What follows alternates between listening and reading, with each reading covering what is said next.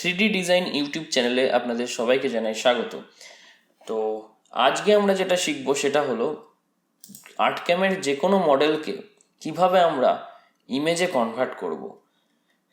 এই মডেলটিকে ঠিক এরকম একটা এই ইমেজটাতে কিভাবে কনভার্ট করব সেইটা আমরা শিখবো। তো চলো শুরু করা যাক।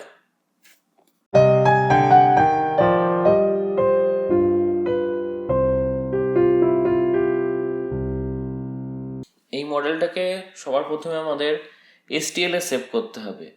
মানে আমরা কোনো মডেলকে যদি নর্মালভাবে সেভ করি এখান থেকে বা ফাইলে গিয়ে সেভ করি, তো .art-তে যেমন সেভ হয় ফাইল এক্সটেনশন, অথবা রিলিফে গিয়ে যদি এক্সপোর্ট অ্যাজ ফাইলে গিয়ে সেভ করি এখানে যেমন .stl এ সেভ হয়, সেরকমই আমাদের এই মডেলটাকে যদি আমি ছবিতে পরিবর্তন বা কনভার্ট করতে চাই তাহলে আমাদের .stl এ সেভ করতে হবে। তো .stl এ সেভ করতে গেলে কি করতে হবে, সবার প্রথমে ক্রিয়েট ট্রায়াঙ্গেল মেশ এই অপশানটিকে ক্লিক করতে হবে।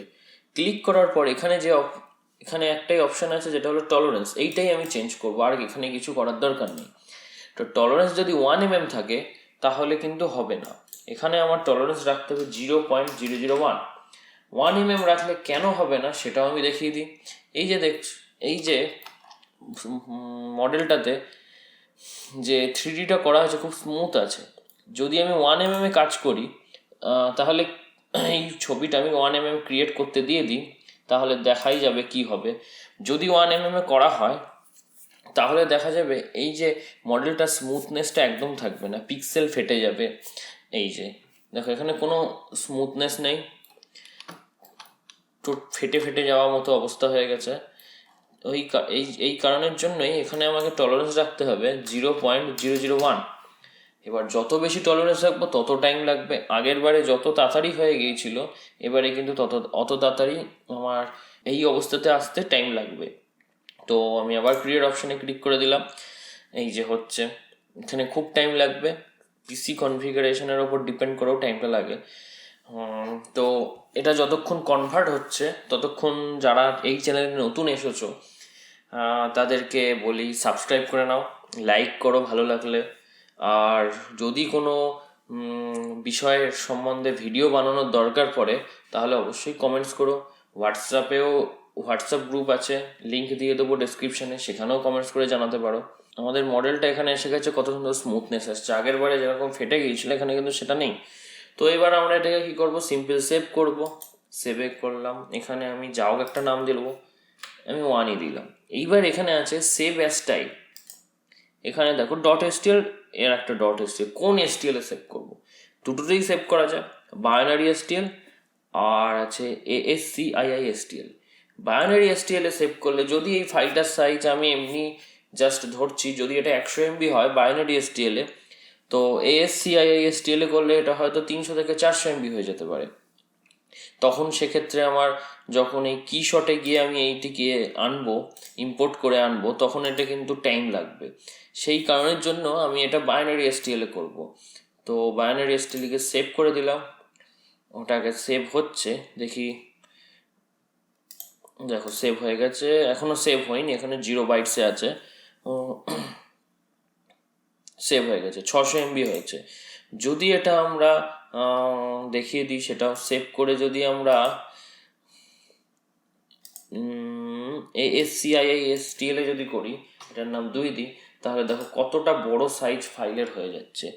এটা তো হয়েছে সবে মাত্র 600 MB, এটা এখনো হয়নি, হচ্ছে 0 বাইটস আছে। এটা সেভ হচ্ছে, যেহেতু বড় ফাইল টাইমও লাগছে সেভ হতে। এটা ততক্ষণ সেভ হতে আসতে থাক, কারণ আমি তো এক নম্বরটা নিয়ে কাজ করব, এটা এখনও আসেনি। যাই হোক, তাহলে আমরা কিশটে যাই। কিশটে গিয়ে সবার ফার্স্ট দেখো কিশট ওপেন করলেই এরকম দেখতে আসবে, ঠিক এরকম দেখতে আসবে। তো সবার ফার্স্টে কি করবো, এখানে ওই STL ফাইলটাকে আমরা ইম্পোর্ট করতে হবে। এখানে এই যে ইম্পোর্ট, এখানে গিয়ে ইম্পোর্ট করতে হবে। এই যে ইম্পোর্ট করার পরে আবার ইম্পোর্ট, এখানে ইম্পোর্ট হচ্ছে রিডিং 1.stl, ফাইলটাকে রিড করছে। যত বড় ফাইল হবে তত টাইম লাগবে। হয়ে এসেছে, প্রায় হয়ে এসেছে। এইবার এটা আসার পরে এই যে চলে এসেছে। এইবার আমরা কি করব, এটাকে বেঁকা অবস্থায় রয়েছে, এটাকে আমরা সোজা করে নেব। সোজা করতে গেলে ক্যামেরায় গিয়ে স্ট্যান্ডার্ড ভিউ ফন্ট, এটা শর্টকাট হচ্ছে Ctrl+Alt+1। আমি এখান থেকেও করতে পারি, যদি আমি এটাকে বেঁকিয়ে দিই তাহলে Ctrl+Alt+1 চেপেও করা যায়। হয়ে গেল। এইবার আমরা কি করব, এখানে প্রচুর মেটেরিয়াল আছে, লাইটের মেটেরিয়াল আছে, মেটালের মেটেরিয়াল আছে, কিন্তু আমরা চাই উডের মেটেরিয়ালেও। এই যে উডের মধ্যে ট্র্যাডিশনালে যাব। ট্র্যাডিশনালে আমি এই অপশানটা এইটাকেই নিয়েই করি, এটা দিয়ে দিলাম। কিন্তু এখানে আমি ডিনয়েজারটা অন করে নিই আর জিপিউটা অন করে নিই, তাহলে কী হবে, তাড়াতাড়ি এই ছবিটা পরিষ্কার হয়ে যাবে। হয়ে গেল পরিষ্কার তাড়াতাড়ি। নাহলে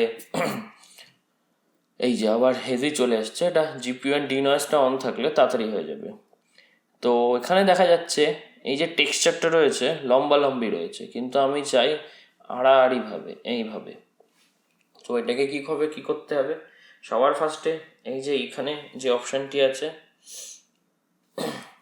এটার ওপর ডবল ক্লিক করব। তারপরে যাব টেক্সচারের এখানে গিয়ে আমরা যাব এই যে সাইজ অ্যান্ড ম্যাপিংয়ে গিয়ে সবার ফার্স্টে যাব অ্যাঙ্গেল, একদম অ্যাঙ্গেলের এইখানে ক্লিক করব। করার পরে ফার্স্টে আমরা 90 ডিগ্রি লিখব, তারপরে আবার 90 ডিগ্রি লিখব।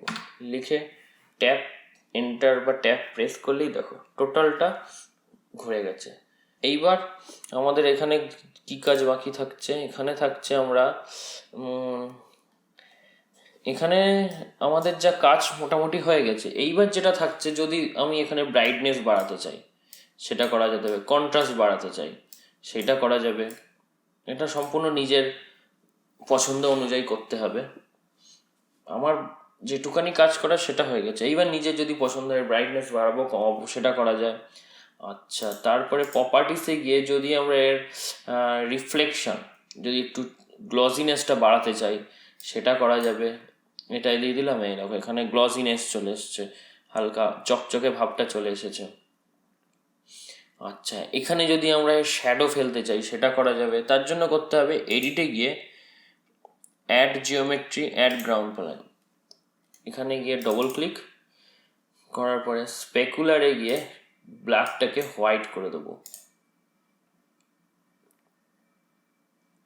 দেখো এখানে শ্যাডো চলে এসেছে। আচ্ছা, এত কিছু তো হয়ে গেল।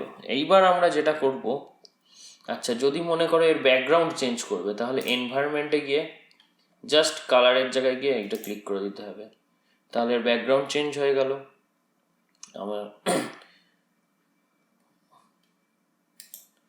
আমি এখন এটাতেই রেখে দিলাম। এইবার আমরা যেটা করব রেন্ডার, মানে এটাকে এবার ছবিতে কনভার্ট করব। ছবিতে কনভার্ট করতে গেলে এই যে রেন্ডার অপশানটা আছে এখানে যাব।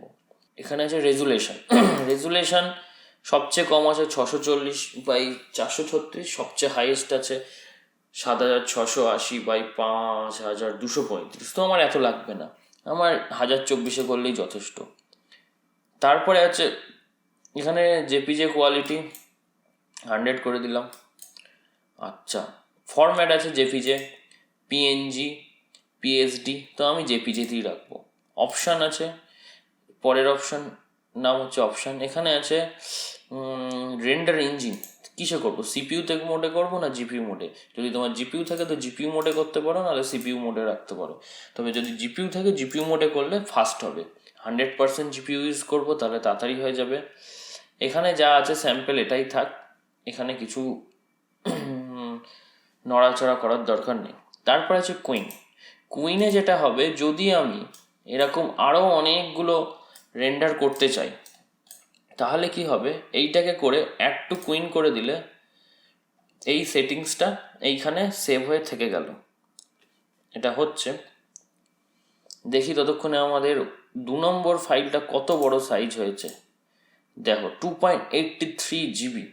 সুতরাং এত বড় ফাইল নিয়ে আমার 600 MB ফাইল নিয়ে কাজ করতে এত টাইম লাগছে। 2.83 জিবি যদি করি তাহলে তো আরও প্রচুর টাইম লাগবে। তো আমরা এটাকে ডিলিটই করে দিই। এই যে অ্যাড টু কুইনে চলে এসেছে। এরকম আমরা আরও অনেকগুলো করতে পারবো। করার পরে যখন আমরা প্রসেস কয়েন করব তাহলে কি হবে, আমাদের এই রেন্ডারিংয়ে বারবার রেন্ডার করতে হবে না, ও অটোমেটিক পরপর যতগুলো এখানে থাকবে অটোমেটিক ও রেন্ডার করতে থাকবে। তো আমাদের যেহেতু একটাই আছে, তো আমরা এখান থেকে এটাকে ডিলিট করে দিই। আমরা জাস্ট এই অপশানে গিয়ে রেন্ডার করব। রেন্ডার চালু হয়ে গেছে, সবে এখানে 25%, 30% হয়েছে। যাই হোক, এখানে এটা হতে টাইম লাগবে। এটা 100% হয়ে গেলে একদম কমপ্লিট। দেখো, এটা 100% হয়ে গেছে। এবার আমরা এটাকে সেভ ওকে করে দেবো। এখানে ওকে টিকমার্ক করে দিলাম, এটা সেভও হয়ে গেছে। আমরা এবার যাই, এর যে ফাইল রেন্ডারিং, দেখো এখানে চলে এসেছে। এই হচ্ছে আমাদের আর্টকাম ফাইল, এটাকে ক্লোজ করে দিতে হবে। এইটা হচ্ছে আমাদের আর্টকাম ফাইল, আর এটা হচ্ছে আমাদের ইমেজ ফাইল। এটা আমরা একটু ফেটে গেছে, যদি আমরা আর একটু বড় পিক্সেল নিই, যত বড় পিক্সেল নেবো তত টাইম লাগবে।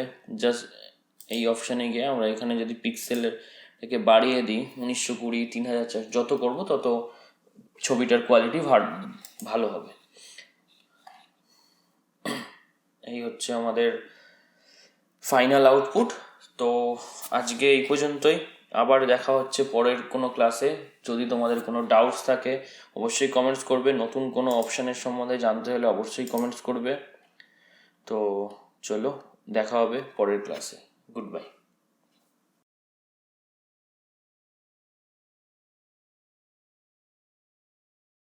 এর পরের ভিডিওতে শিখবো এই যে সেটিংগুলো আমরা করলাম, এই সেটিংটা কীভাবে সেভ করব, এবং অন্য মেশিনে এই সেটিংটাকে কিভাবে ব্যাকআপ নিয়ে সেই অন্য মেশিনে কিভাবে এটাকে ব্যাকআপ করে আবার সেইখানেও সেম সেটিংস ইউজ করব। পরের ভিডিওতে আমরা এই অপশানগুলো শিখবো।